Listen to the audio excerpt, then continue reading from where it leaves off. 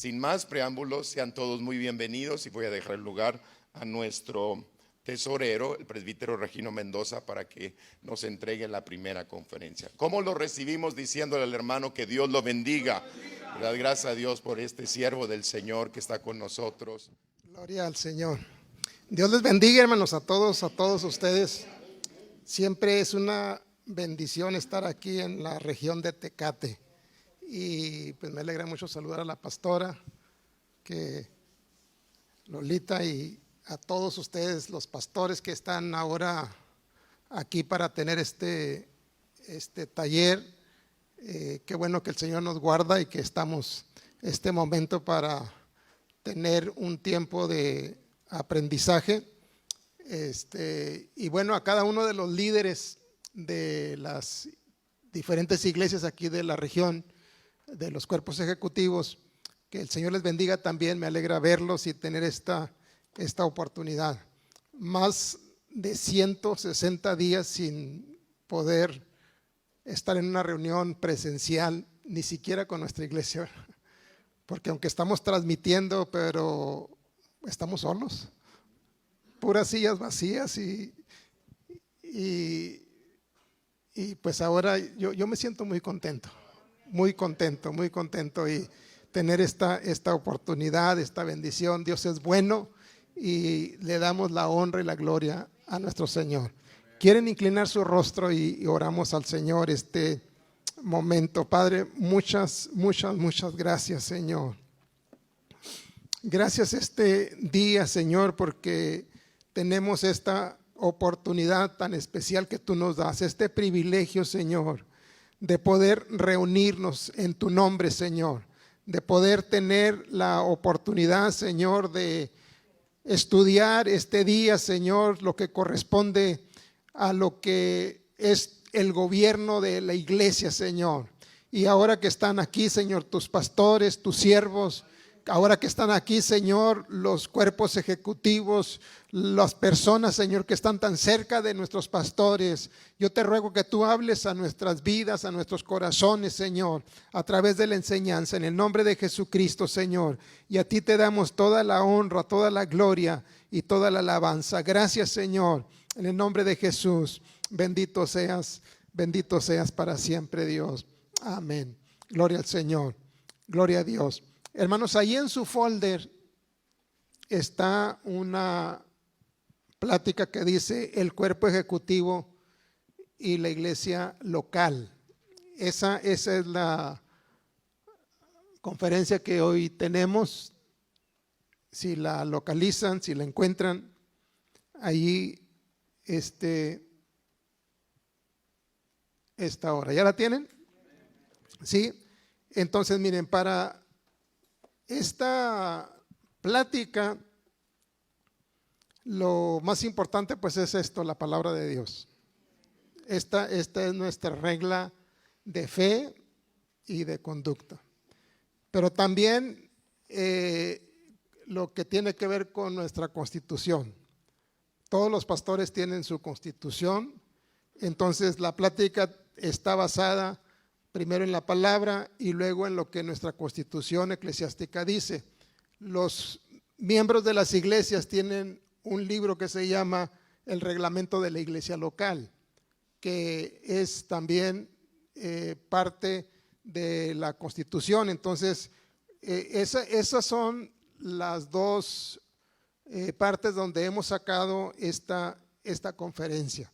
Y yo quiero que cada uno de ustedes pues lleve bien claro lo que Dios tiene para nuestras congregaciones, para nuestras iglesias. Yo quiero referirme a un versículo en el Evangelio según San Mateo, capítulo 16, el versículo número 18. Hay una frase allí en ese versículo que yo quiero que tomemos como base para considerar en esta plática cuando hablamos de los cuerpos ejecutivos y la iglesia local. Una frase tan especial, 16, 18, dice la palabra de Dios, a ver si Lo tienen ustedes ahí y aquí está enfrente también, dice: edificaré mi iglesia. ¿Quiere repetirlo? Edificaré mi iglesia. ¿De quién es la iglesia? No es de las asambleas de Dios. La iglesia no es del pastor. La iglesia no es del cuerpo ejecutivo. La iglesia es de Cristo. A Él le costó. Él pagó un precio muy alto. Y es tan especial lo que Él está enseñándole a los discípulos, porque es la primera ocasión que Jesucristo habla acerca de la iglesia. Es la primera ocasión. Y es casi al final de su ministerio, cuando Él ya va a terminar en la cruz del Calvario, cuando Él va a cumplir el plan. Casi al final de su ministerio, Él les empieza a hablar a los discípulos de la iglesia. Y lo primero que Él les dice es: yo voy a edificar mi iglesia. Y esto es importante cuando nosotros somos parte de una iglesia, de una congregación. Porque esa congregación y esa iglesia, el tamaño se la da Dios. El tamaño se la da Cristo. La fuerza se la da Jesús. La edificación la da Jesucristo. Entonces es importante que nosotros podamos no solo amar nuestra congregación, sino entender y saber que el que está edificando la iglesia, el que está fortaleciendo la iglesia, el que está haciendo crecer a la iglesia, el que está llevando adelante la iglesia es Cristo. Es Cristo Jesús. Así que con esa base, hermanos, yo quiero que nosotros vayamos caminando aquí, ¿verdad? Porque esto es algo importante. La iglesia tiene un papel muy importante que cumplir. Si quieren subrayar esa frase allí en sus hojas, la iglesia tiene un papel importante que cumplir. Subrayenlo bien, bien, bien, bien ahí. Hay un papel importante que debe cumplir la iglesia. Y esto tiene que ver con ejercer gobierno, con ejercer el gobierno. Y cuando nosotros estamos ahora aquí, nosotros tenemos que entender este principio. Dios es un Dios de orden. Dios es un Dios de orden, hermanos. Y cuando nosotros hacemos lo que queremos, cuando nosotros hacemos lo que nos parece mejor, hermanos, eso se va a volver un caos. Vea la experiencia de Israel en el periodo de los jueces. Termina el periodo de los jueces diciendo: cada uno hacía lo que bien le parecía. Entonces, ¿en qué terminó todo esto? Un caos. En la iglesia no puede hacer cada quien lo que quiere. En la iglesia no puede hacer cada uno lo que mejor le parece. En la iglesia hay un orden. En la iglesia hay un gobierno. Y ese gobierno está allí para que pueda ejercer lo que Dios le ha facultado. Entonces aquí estamos, hermanos. El pastor y el cuerpo ejecutivo son los que ejercen el gobierno, de acuerdo a nuestra Constitución. De acuerdo a nuestra Constitución. Entonces, es importante que nosotros entendamos lo que Pablo habla cuando él menciona acerca de las autoridades. Pablo dice en Romanos 13:1: sométase toda persona a las autoridades superiores, porque no hay autoridad sino de parte de Dios, y las que hay por Dios han sido establecidas. Entonces tenemos que partir de ahí, hermanos. Usted, como miembro del cuerpo ejecutivo, junto con su pastor, Dios los ha establecido para que ustedes ejerzan el gobierno dentro de la iglesia local. En la iglesia local, todos los miembros que pertenecen a esta congregación, no puede hacer cada quien lo que quiera. Todos tienen que sujetarse y someterse a las autoridades. Porque como Dios es un Dios de orden, y Pablo dice que todos debemos someternos a las autoridades, porque las que están establecidas, Dios los puso. Yo creo que ¿ustedes creen que Dios los puso a ustedes como miembros del cuerpo ejecutivo? ¿Sí? Como que alguno no lo cree que Dios lo puso, ¿verdad? Ustedes están porque Dios los puso, hermanos. Y ustedes son personas muy importantes dentro del plan de edificar la iglesia que Cristo compró, la iglesia que es de Cristo. Entonces yo quiero que vayamos ahí adelante. Miren, vamos a la otra parte, el desarrollo bíblico del gobierno del pueblo de Dios. Cuando nosotros hablamos que ustedes son los que ejercen el gobierno, entonces tenemos que ir aquí a un antecedente del gobierno del pueblo de Dios. ¿Cómo ha sido el gobierno del pueblo de Dios? Lo primero que ustedes tienen ahí en su hoja dice: desde Moisés hasta la monarquía, Israel tuvo un gobierno, dígalo fuerte, teocrático. Eso de teocrático quiere decir que el que los dirige es Dios. Eso de gobierno teocrático quiere decir que el que tiene la función de autoridad es Dios. Y usted encuentra desde Moisés hasta la monarquía esa frase en la Biblia: habló Dios a Josué diciendo, habló Dios a Moisés diciendo, habló Dios a este profeta y le dijo: ve y dile esto. Entonces, eso es lo que estamos diciendo nosotros. Israel está bajo un gobierno.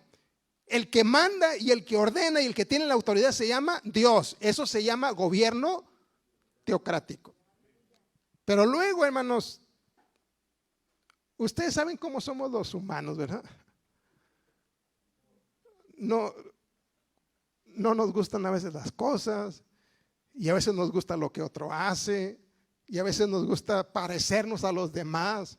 Y entonces surgió esta inquietud en el pueblo de Israel y vinieron con Samuel y le dijeron: Samuel, queremos ser como las otras naciones.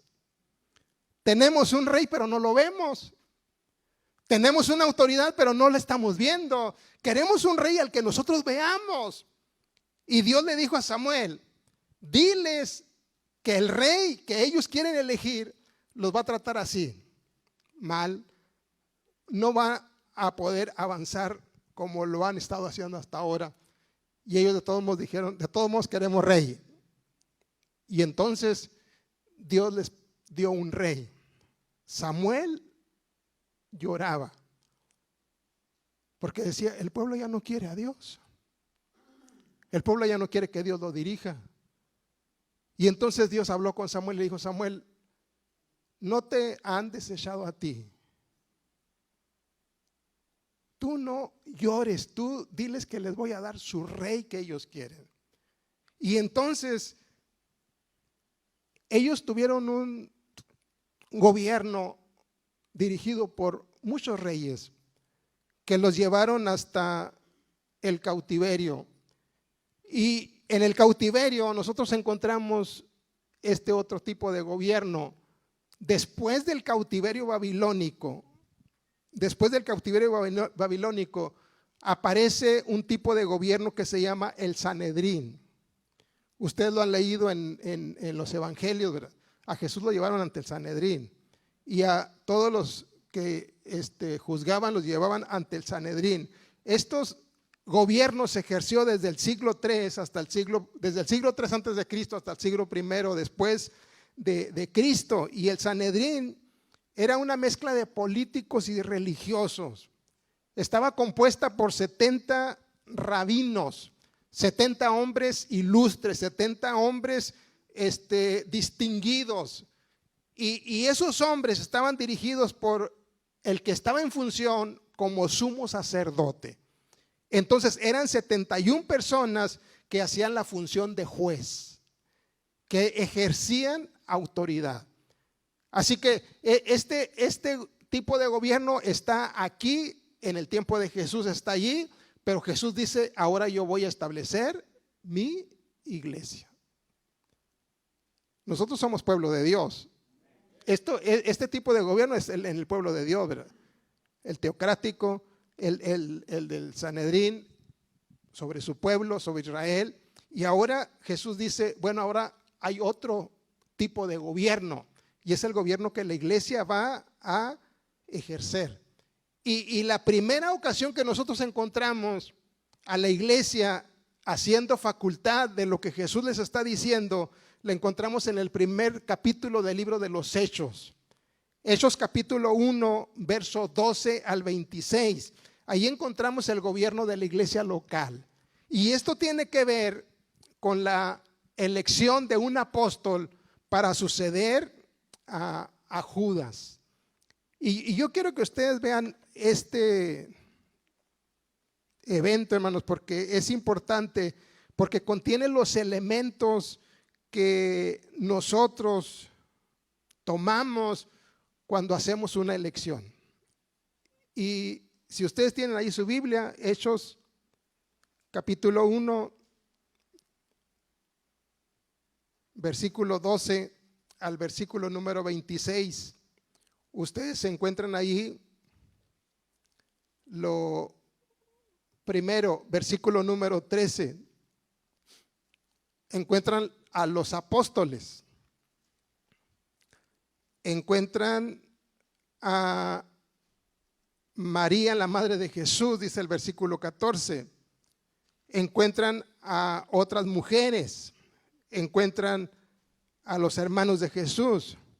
Y luego el versículo número 15 dice que entonces alguien tomó la palabra y que se llama Pedro, ¿sí? Y luego dice, ¿cuántos estaban reunidos? Como 120. Así que ahí está una iglesia, ahí está un líder que creemos que es el pastor, que creemos que es el que está guiando y dirigiendo a todos. Tenemos un grupo de liderazgo, los apóstoles, todos ellos están allí para llevar adelante esta iglesia. Y luego el versículo 16 menciona hasta el versículo 20, menciona una necesidad. Necesitamos elegir a uno. Necesitamos elegir a uno. Versículo 21 menciona los requisitos. ¿Qué requisitos debe llenar los candidatos? Los que han estado con nosotros cuando Jesús entraba y salía, desde el bautismo de Juan hasta que Jesús fue recibido. Esos son los requisitos. Y luego señalaron a cuántos llenaban los requisitos. De 120, ¿cuántos llenan los requisitos? Solamente dos. Uno que se llama José y otro que se llama Matías. Entonces ahí están los dos. Y luego dicen, bueno, de estos dos, ¿a quién vamos a elegir? Lo que nosotros hacemos siempre es lo que dice el versículo número 24. Oramos. Oramos. Orando, dice. Le dijeron, Señor, tú conoces los corazones y muestra cuál de estos dos has escogido para que tome parte en este ministerio. Eso es lo que hicieron con todos ustedes, hermanos. Hace falta un secretario general. ¿Quién es secretario de la iglesia aquí? Ahí están. Hace falta un tesorero general. ¿Quién es el tesorero? Tesoreros. Hace falta diáconos. ¿Quiénes son diáconos? Ahí están. Entonces, ¿a quién le dijeron esto? A la iglesia. Hacen falta estos líderes, hermanos. Y luego les dijeron, estos líderes deben de llenar estos requisitos que están aquí en la Constitución. ¿Verdad que sí les dijeron? Y luego propusieron a 2, a 3, a 4, no sé a cuántos, pero de todos ellos oramos y dijimos, Señor, muestra tú a cuál has elegido. ¿Y sabe qué? La suerte le cayó a usted. Dios lo eligió a usted. Por eso está usted aquí. Por eso está usted aquí. Entonces, eso es lo mismo que se hace en todo, ¿verdad? La suerte cayó sobre este hombre, sobre Matías, y luego lo contaron como parte del liderazgo de la iglesia. Así que, hermanos, esta es la primera ocasión que la iglesia está ejerciendo su autoridad como gobierno. Y luego si quieren ir un poquito más adelante, en el capítulo número 6, ahí encontramos otra vez lo mismo, la elección. Porque acá hacía falta un candidato o un sucesor en el discipulado de Judas.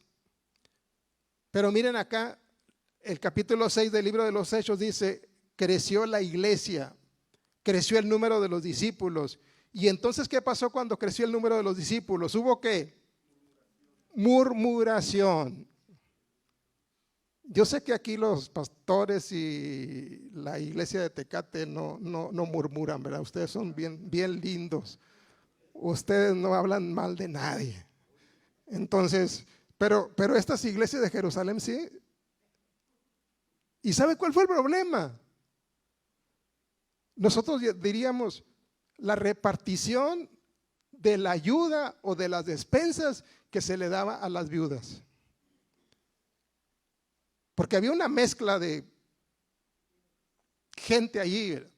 Había judíos, había griegos, había romanos convertidos que estaban ahí en la iglesia. Y aquí menciona a dos, ¿verdad?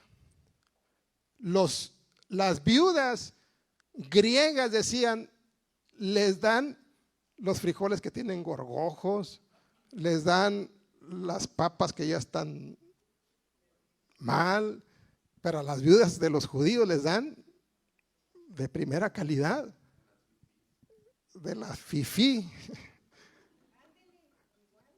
Entonces, ese fue el problema. Y cuando los discípulos ven que ese problema está creciendo, entonces otra vez lo mismo, miren lo que hicieron, versículo número 2, convocaron a la multitud, convocaron a la iglesia y les dijeron, nosotros tenemos un ministerio. ¿Cuál es el ministerio del pastor? El ministerio del pastor no es andar apagando fuegos, hacerla de bombero, ¿verdad? Porque cada vez que sale un problema hay que ir a apagarlo.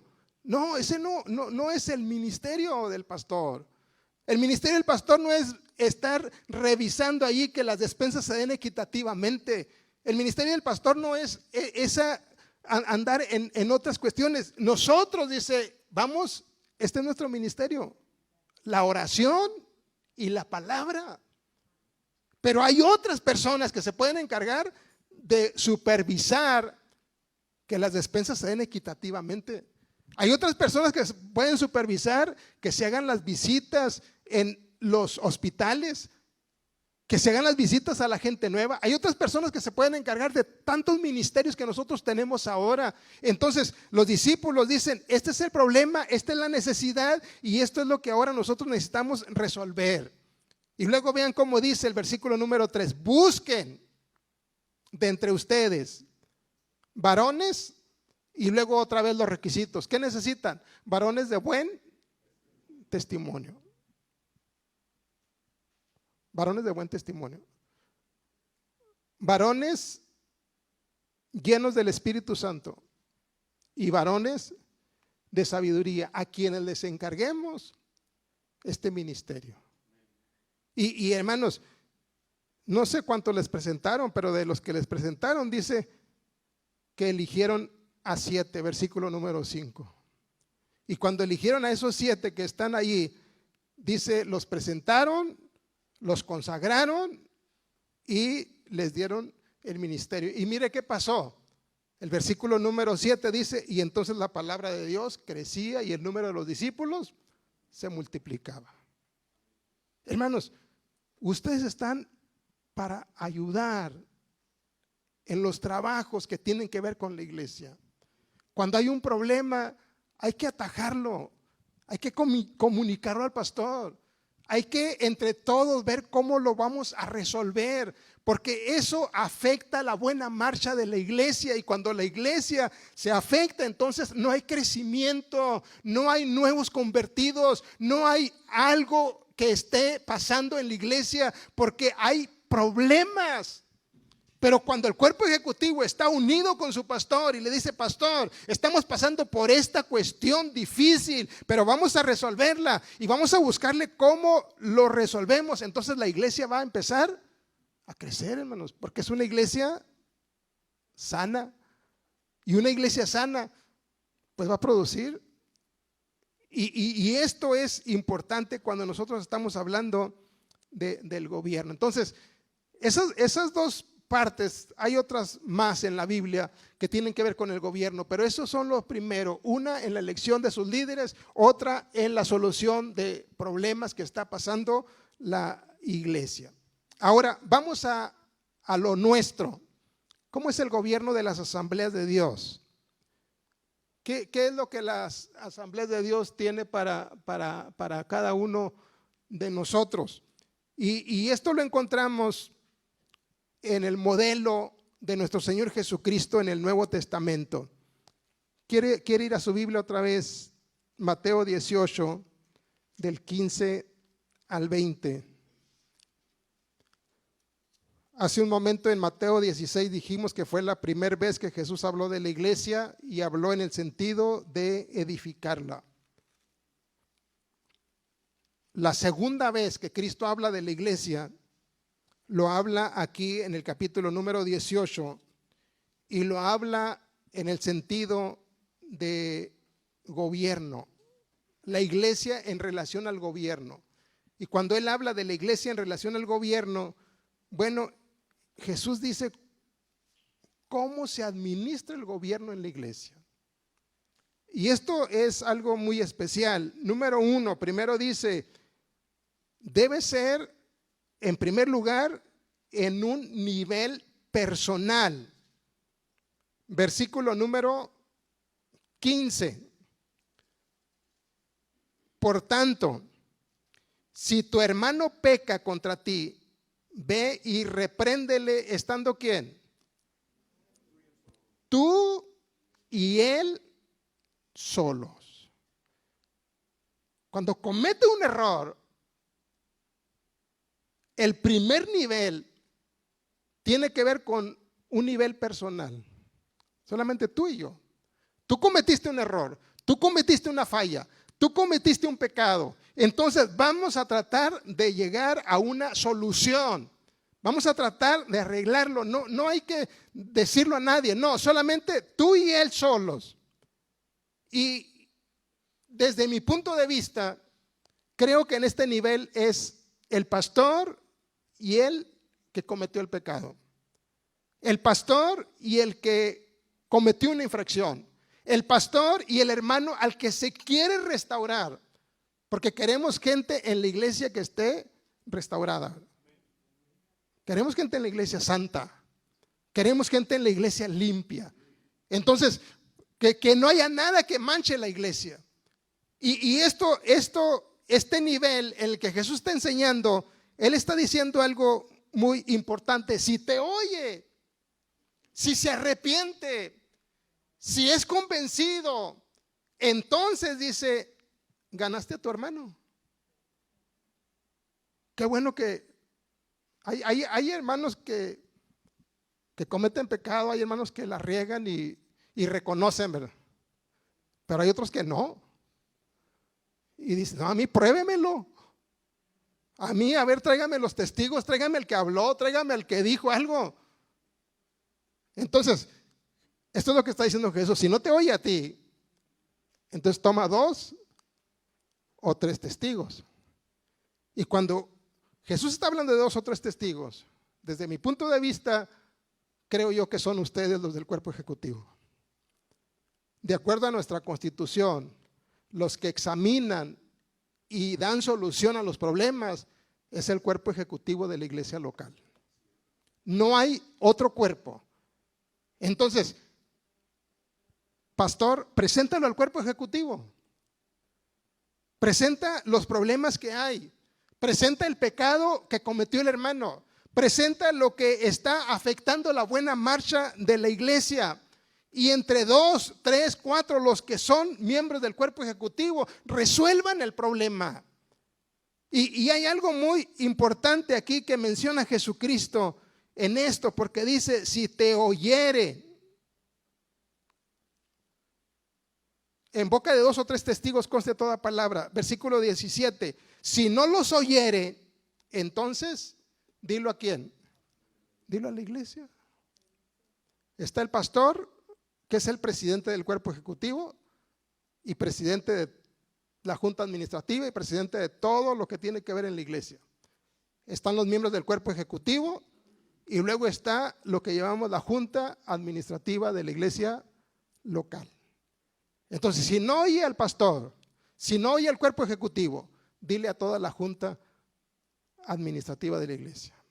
La junta administrativa de la iglesia son todos los miembros bautizados en agua, comprometidos con esta congregación, miembros en plena comunión.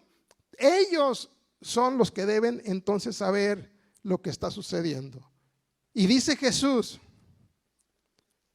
bien claro lo dice, y si no oye a la iglesia, tenle por gentil y publicano. Es decir, Jesús está diciendo lo que dijo Juan, ¿verdad? Estaban con nosotros, pero no eran de nosotros. Vienen a la iglesia, pero no hablan nuestro lenguaje, no hablan nuestro idioma.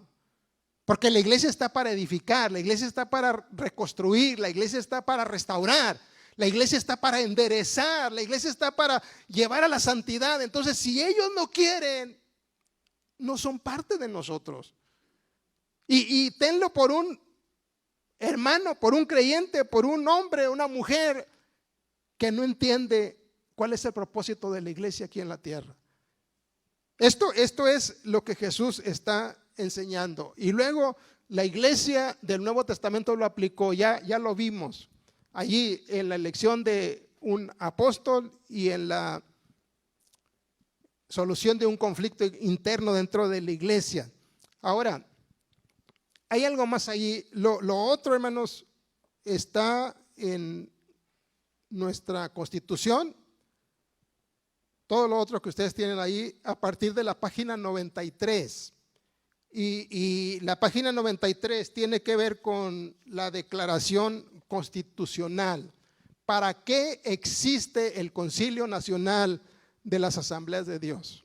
¿Para qué existe? Lo primero que tenemos que ver nosotros y entender es esto: ¿quiénes constituyen y quiénes integran las Asambleas de Dios? Las Asambleas de Dios están integradas por los redimidos, los cuales forman el cuerpo del cual Cristo es la cabeza. Ahí están dos citas, Efesios 1, 22 y 23 y 5, 23. Esas dos citas hablan que la iglesia es el cuerpo y que Cristo es la cabeza. La iglesia es el cuerpo y Cristo es la cabeza. La iglesia, ¿quiénes son? Todos los redimidos con la sangre de Cristo. Todos los que han creído en Jesús como su Señor y Salvador. Todos los que han sido bautizados en el nombre del Padre, del Hijo y del Espíritu Santo, conforme a lo que tenemos en la palabra de Dios y conforme a lo que tenemos a los requisitos aquí en la Constitución y en su reglamento de la iglesia para ser miembros de una iglesia de las Asambleas de Dios. Esos son el cuerpo de Cristo y nosotros somos las Asambleas de Dios. Ahora, ¿para qué nos organizamos? A ver si... Ahí está. ¿Para qué nos organizamos? Como un concilio. El propósito es cumplir con dos cosas, hermanos. Número uno, la gran comisión. Dígalo usted fuerte, la gran comisión. Y número dos, preservar la fe cristiana. El concilio de las Asambleas de Dios se organiza con el propósito de cumplir la gran comisión. No es tener un templo muy bonito, aunque no tenemos por qué dejar de hacerlo, ¿verdad? Si podemos hacerlo, hay que hacerlo. No tenemos el propósito de organizarnos para ser una familia muy grande en la que todos nos vemos como hermanos y nos sentimos a gusto aquí. El propósito no es que somos un club social. El propósito es que somos una iglesia con el propósito de ganar al mundo para Cristo. Vayan por todo el mundo y prediquen a toda criatura. Vayan a todas las naciones y hagan los discípulos. Entonces, cuando nosotros estamos aquí, ese es el propósito de organizarnos como iglesia. Por eso tenemos ministerios en algunas congregaciones, por eso tenemos sociedades y departamentos, por eso tenemos células, por eso tenemos diferentes métodos de administración con el propósito de ¿qué? De ganar a otros para Cristo, de que el cuerpo de Cristo vaya creciendo y que la iglesia se vaya fortaleciendo. Pero lo otro también es importante, preservar la fe cristiana. Y hermanos, qué importante es esto ahora en nuestros días, ¿verdad? Que nuestra iglesia pueda mantener esa doctrina pura, santa, una doctrina que está en la palabra de Dios. Y con esta pandemia creo que muchos de nuestros creyentes andan medio atarantados ahí, ¿verdad? Tienen tanto tiempo para meterse al Facebook y oír tantas predicaciones y tantos apóstoles y tantos profetas y tantas profecías y tantas cosas que de pronto dicen, ya no sabemos ni qué creemos. Entonces hay que preservar esa fe. Y qué bueno por nuestros pastores, porque están haciendo un esfuerzo y yo reconozco lo que cada uno está haciendo a como puede hacerlo, conforme a su capacidad, pero están ministrando por WhatsApp, por Facebook, por lo que tienen a su alcance. Pero estamos tratando de mantener y de preservar esa fe en cada uno de los creyentes. Y como cuerpo ejecutivo es parte también de su responsabilidad tratar de que la gente mantenga esa fe. Siguiente, hermanos, eso es importante para nosotros. El sistema de gobierno de las asambleas de Dios es congregacional y es representativo. Yo quiero que nosotros pongamos mucha atención en esto y que podamos entenderlo, comprenderlo bien. Porque aquí tenemos conflictos a veces nosotros. Hay un apartado en nuestra Constitución que se llama asambleas locales. Y en ese apartado dice que las iglesias junto con sus pastores son soberanas. Y a veces algunos de nuestros ministros no entienden lo que es la soberanía de la iglesia. Y piensan que soberanía es, aquí nosotros podemos hacer lo que queramos y nadie tiene por qué decirnos nada. Nada menos el día de ayer tuvimos una reunión con unos pastores del municipio acá de Tijuana y un ministro ahí nos puso, eso es violentar la soberanía de la iglesia local. Y cuando se le preguntó qué quería decir, se desapareció. Ya no supimos. Ni modo de perseguirlo. Estábamos virtuales, así que pero hermanos, soberanía no quiere decir que la iglesia puede hacer lo que quiere. No, eso no es soberanía. Está malentendido, malinterpretado el concepto.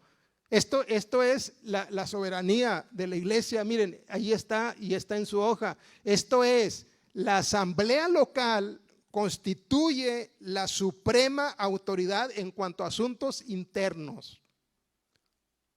¿Quiere leerlo ahí fuerte, esa parte? La asamblea local constituye la suprema autoridad en cuanto a asuntos internos. ¿Sí? Esa es la soberanía. Eso quiere decir, nuestro sistema de gobierno es congregacional. Somos una iglesia soberana. Sí, en todo lo que tiene que ver con los asuntos internos. Los líderes, el superintendente no va a ir a supervisar ahí con ustedes cuando hagan el sistema de elecciones, ni tampoco va a ir a ver y resolver todos los problemas que ustedes tienen, porque cada iglesia tiene problemas diferentes y cada una de las iglesias tiene que ver cómo va a solucionar esos problemas junto con su cuerpo ejecutivo, como lo hemos dicho. Eso tiene que ver con asuntos internos, cómo se organizan. No les vamos a imponer, les vamos a decir, todas las iglesias tienen que constituirse por sociedades y departamentos. O alguien puede decir, no, todas las iglesias deben de tener células, todas las iglesias deben de tener ministerios. No, eso es interno, eso es lo soberano. Ustedes pueden organizarse como mejor pueda trabajar su congregación, su gente. Pero miren lo otro que dice ahí, y esto es importante porque eso es lo representativo y tiene que ver, sujeta a ¿qué? A las disposiciones del Concilio Nacional de las Asambleas de Dios. Entonces, yo soy soberano como iglesia, pero estoy sujeto a las disposiciones del concilio. Y cuando hablamos de las disposiciones del concilio, hablamos de todo esto que está aquí. Todo esto que está aquí se ha trabajado durante muchas décadas. Y esto, cada uno de los pastores que somos los representantes de la iglesia, lo tratamos en un concilio. Y allí tenemos voz y voto para decir, esto no me parece, esto no es correcto, para votar todos y entonces poder llevar adelante todo en buena marcha. Hermanos, sus pastores deben de ir al concilio, porque a veces no van al concilio y luego viene alguna regla y luego dicen, no, aquí a mí no me gusta eso. Bueno, aquí no se trata si le gusta o no le gusta, ya se trató en un concilio. Y debía de haber estado ahí en el concilio para ahí haber hecho oír su voz y que todos pudieran oírlo. Entonces a veces los pastores no van al concilio porque los cuerpos ejecutivos pues no toman las previsiones necesarias para que su pastor pueda ir al concilio. En el reglamento de la iglesia local dice que es deber del secretario tesorero de la iglesia local promover la ayuda para que su pastor pueda ir al concilio. Así que yo quiero decirles que vayan haciendo su cochinito, porque en febrero es el concilio. Entonces, a León, Guanajuato, y que su pastor pueda estar ahí. A veces en el concilio, saben que la primera vez que yo fui a un concilio fue en 1978. Algunos todavía ni nacían, ¿verdad? En 1978 fue mi primer concilio y casi quería dejar de ser pastor, porque oí unos debates que yo no estaba acostumbrado a eso y que yo pensé, estos pastores si son líderes y mira cómo se están peleando. Pero no estaban peleándose. Pero luego cuando estudiaba la palabra de Dios, pues me di cuenta que eso era desde que estaba Pablo y desde que estaban ellos también. Miren ahí el capítulo 15 del libro de los Hechos. Ese es el primer concilio que nosotros decimos que es el primer concilio que se llevó en Jerusalén. Y dice la Biblia el problema que había, ¿verdad? El versículo número 1 dice que querían que se circuncidaran todos para poder decir que eran salvos. Y Pablo enseñaba diciendo, no, solo por fe, no necesitas circuncidarte. Y vienen los hermanos de Judea y dicen, no, necesitan circuncidarse.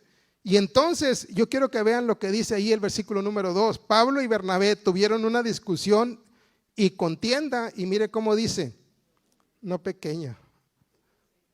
Entonces yo creo que se dieron su buen agarre ahí, ¿verdad? Así que si en el cuerpo ejecutivo a veces se ponen las cosas calientitas, pues no se asuste, ¿verdad? Es parte de nuestra naturaleza en la que queremos defender o aportar algo, pero siempre es por el bien de la obra del Señor. Entonces al final del capítulo 15 ustedes se encuentran algo muy especial en el versículo número 28. ¿Le ha parecido bien al Espíritu Santo y a nosotros? Todo lo que tenemos aquí, hermanos, yo tengo la convicción de que se ha hecho bajo el temor de Dios, con la dirección del Espíritu Santo. Entonces esto está para que nosotros lo podamos cumplir. Para que el gobierno del concilio en cada iglesia funcione bien, funcione mejor, dice allí la última parte, el concilio tiene aprobados diferentes modelos de administración. Y cuando hablamos de modelos de administración, está diciendo una iglesia está organizada con sociedades y departamentos, otra iglesia está organizada con ministerios, otra iglesia está organizada con células, otra iglesia está organizada combinados algunos departamentos con ministerios, departamentos con células, sociedades. Es decir, todos tienen libertad de organizarse como mejor funcione. Pero el sistema de gobierno es el mismo, congregacional y representativo. Así que, hermanos, esto para que ustedes lo tomen y lo lleven bien claro en su mente. Número 3, tenemos ahí el cuerpo ejecutivo de la iglesia local. Yo quiero que esto lo lleven bien presente todos ustedes. Dice, este cuerpo está presidido ¿por quién? ¿Por quién? Por el pastor. El presidente del cuerpo ejecutivo es el pastor. Eso tómenlo bien, hermanos, por favor. Ustedes como miembros del cuerpo ejecutivo deben de tenerlo bien claro. ¿Quién va a citar a una junta? Es el pastor. ¿Quién puede estar en una reunión donde haya, digamos, el grupo de líderes, de jóvenes o de misioneras o de varones? Y a veces hay quienes se sienten con tanto poder que dicen, pastor, vamos a citar una junta a los diáconos, pero usted no puede estar porque vamos a hablar de usted. Entonces, eso no es correcto. No es correcto. Nadie puede citar a una junta si no es el pastor. Entonces, yo quiero que ustedes lo lleven bien claro, hermanos, porque nos hemos encontrado con muchas situaciones complicadas en el distrito, así. Grupos de jóvenes que dicen, no, ¿usted por qué viene y por qué está aquí? Él puede estar en todas las reuniones, aún sin que lo inviten. Él puede estar ahí. Pero cuando hablamos del cuerpo ejecutivo, estamos diciendo, él es el presidente, él es el que convoca, él es el que debe estar en todas las reuniones de su iglesia. ¿Quiénes forman el cuerpo ejecutivo?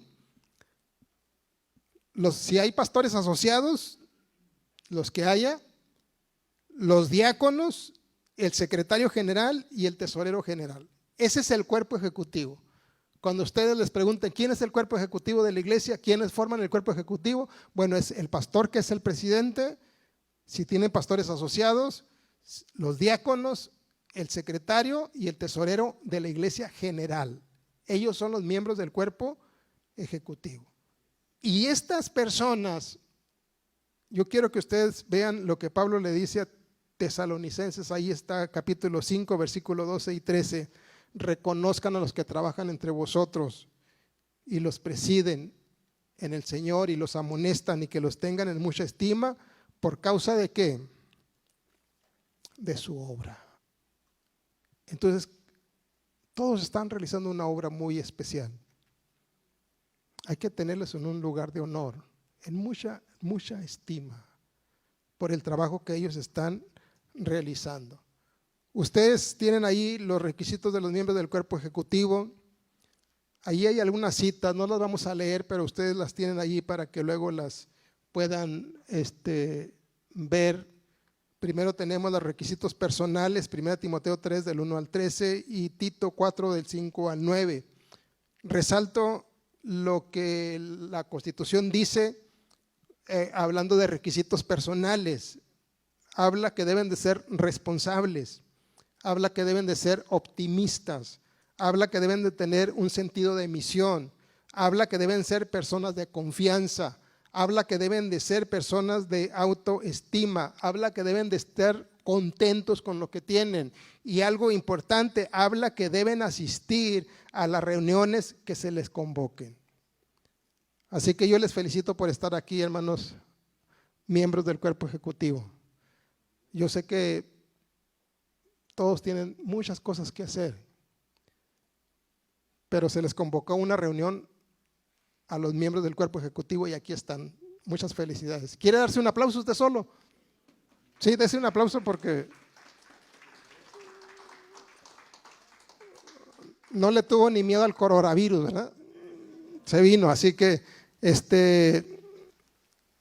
cada vez que su pastor lo llame a una junta, asista, es su responsabilidad. No importa que se tarde mucho tiempo, no importa que sea muchas horas, no. Por eso aceptó usted, si no, pues entonces ya para el próximo año no acepte, ¿verdad? O mejor renuncie desde ahora y diga, no, pastor, yo no quiero estar yendo cada vez ahí. Debe asistir. Y lo otro que la Constitución menciona, dice que debe cumplir con las tareas que se le encomienden. Luego, requisitos espirituales. Hechos 6 del 1 al 7 y Hechos 20.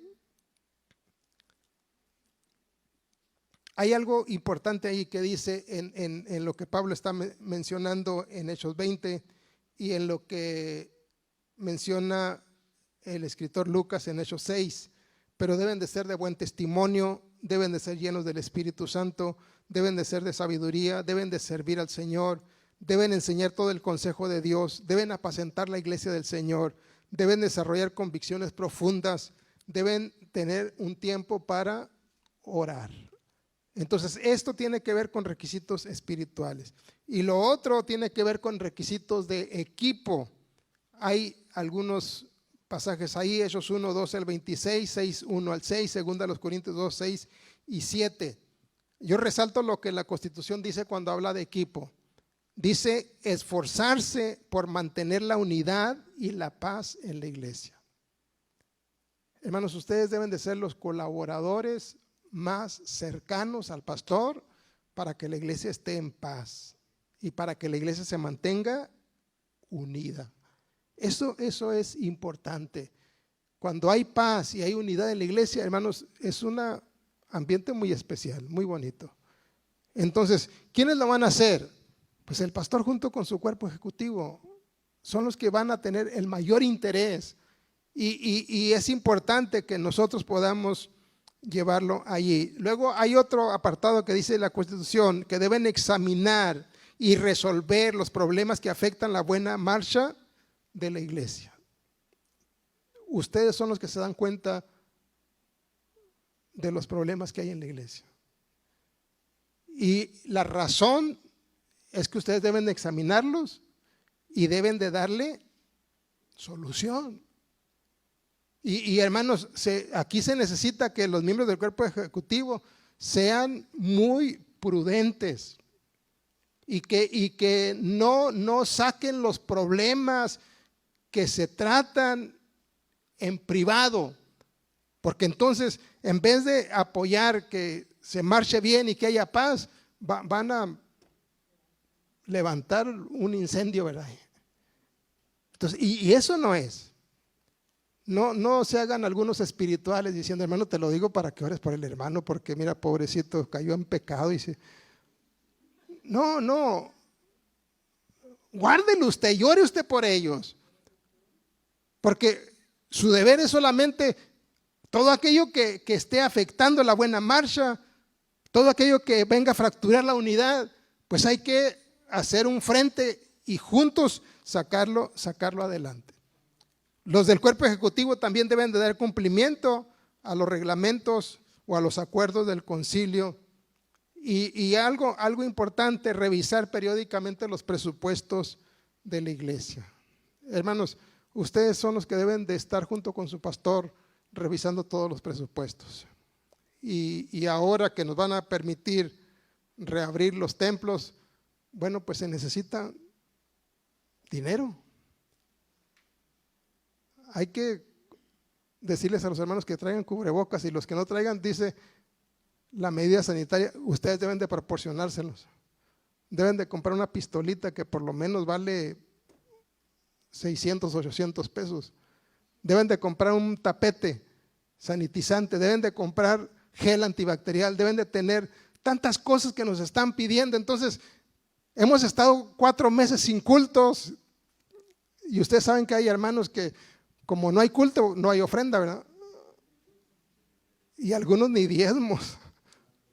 Esperamos por fe que los estén guardando y que el primer día mañana que abran traigan, hermanos, el lunes van a amanecer ricos, pastores. Los diezmos de 4 meses que les tienen guardados allí. Entonces, hermanos, se necesita.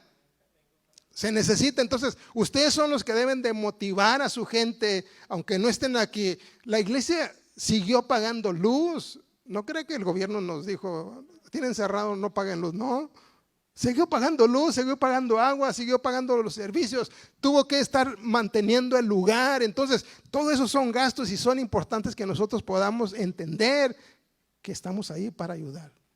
Termino, hermanos, con esto. ¿Qué espera el pastor de ustedes? ¿Qué espera el pastor de cada uno de los miembros del cuerpo ejecutivo? Hay 2 pasajes que yo quiero llevarlos a considerar. Uno está en 3 de Juan, versículo número 9 y versículo número 10. No sé qué cargo tendría Diótrefes en la iglesia. ¿Sería el diácono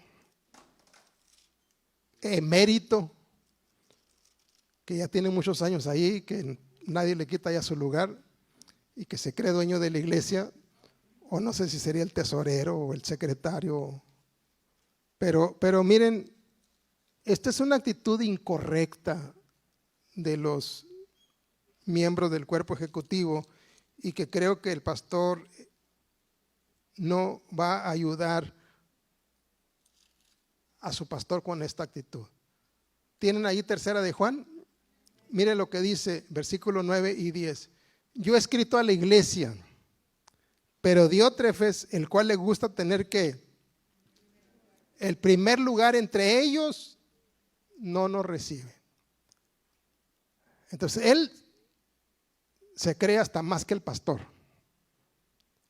No, aquí el que manda soy yo, ¿verdad? ¿No tiene usted un diácono así? No son de esta región, ¿verdad? No son de esta región, son de otra región. Le gusta tener el primer lugar. Le gusta tener el primer lugar. Y como le gusta tener el primer lugar, entonces sigue diciendo Juan, algo que ustedes ven ahí, miren. Por esta causa, si yo fuere, recordaré las obras que hace parloteando con palabras malignas. ¿Contra quién? Contra nosotros. Parece que ni hermano era, ¿no? ¿Quién sabe cómo estaría ahí dentro del liderazgo? ¿Quién sabe cómo entró allí? Pero, hermanos, una cosa es que usted hable mal del pastor y otra cosa es que hable palabras malignas contra su pastor. Pero ustedes no hablan mal del pastor, ¿verdad? Ustedes son tan santos, desde aquí se ven muy... Sí. Y luego ya con el cubrebocas se ven mucho mejor, menos hablan, ¿verdad? Palabras malignas. Y luego dice, no contento con estas cosas, no recibe a los hermanos y a los que quieren recibirlos, se los prohíbe. Y todavía se atreve a expulsarlos. Entonces, usted no le puede ordenar al pastor y decir, pastor, usted tiene que hacer esto. Nadie debe sentirse con tanto poder como para creer que él es el dueño de la iglesia. La iglesia, por eso empezamos desde el principio, es de Cristo. Nosotros somos su cuerpo. Esa actitud no debe de tenerla. Nadie debe sentirse superior. Nadie debe sentirse que es el dueño. Nadie debe sentirse que él es el más importante, imprescindible. Y no, nada de eso. ¿Cuál es la actitud que espera su pastor de usted? La que dice Pedro en el capítulo número 5, en su primera carta, el verso del 2 al 4. Empieza diciendo, apacentad la grey de Dios que está entre vosotros, Hermanos, esa iglesia es de Dios. Esa iglesia es de Dios. Y cuando usted está ejerciendo un gobierno, debe hacerlo con ese temor. Todo lo que yo haga, todas las acciones que yo tome, todas las decisiones que yo venga a ejecutar, van a repercutir en la iglesia. Y esa iglesia no es mi iglesia, ni es la iglesia del concilio. Esa iglesia es la iglesia del Señor. Es la grey de Dios. Y yo un día voy a responder por esa grey. Entonces con mucho temor debo de hacerlo, apacentar la grey. Luego dice, cuidando de ella, no por fuerza, sino voluntariamente, no por ganancia deshonesta, sino con ánimo pronto. A nadie le dijeron, hermano, ve porque va a ir la directiva y necesito que alguien del cuerpo ejecutivo está ahí, te voy a dar 500 pesos para que vayas. ¿A alguien le dijeron así? Lo hacemos voluntario. Todo lo hacemos voluntario. No por fuerza. ¿Por qué? ¿Por qué nos esforzamos por cuidar? ¿Por qué nos esforzamos por mantener la unidad? ¿Por qué nos esforzamos por todo esto? Porque amamos al Señor. Porque la iglesia es de Él. Entonces, no como teniendo señorío sobre los que están bajo su cuidado, sino siendo ejemplos de la grey. Y mire qué bonito termina diciendo Pedro, y cuando aparezca el príncipe de los pastores, ustedes recibirán la corona incorruptible de gloria. Esa iglesia a la que usted pertenece, esa iglesia es de Cristo. Y Cristo nos enseñó el sistema de gobierno. Que Dios nos ayude a todos. ¿Quieren estar en pie, por favor? Este momento y quiere darle gracias al Señor. Quiere levantar sus manos al cielo y decirle, Dios, gracias porque me permites ser parte de un cuerpo que ejerce un gobierno en una iglesia. Yo te pido que tu gracia sea conmigo. Yo te pido, Señor, de una manera especial, que pueda haber en mí ese temor, esa convicción de que todas las acciones, de que todas las decisiones, de que todo lo que nosotros estamos haciendo, Señor, aquí para bien de tu iglesia va a repercutir, Señor. Permite, Señor, que pueda tener la sabiduría, que pueda, Señor, ser colaborador de mi pastor y que pueda, Señor, avanzar e ir adelante en lo que tú tienes para cada una de nuestras vidas, en el nombre de Jesucristo. Muchas gracias, Dios, y a ti te damos toda la honra y toda la gloria. Bendecimos tu nombre. Gracias, Señor, en el nombre de Jesús. Bendito seas para siempre, Dios. Bendito seas, Señor. Amén.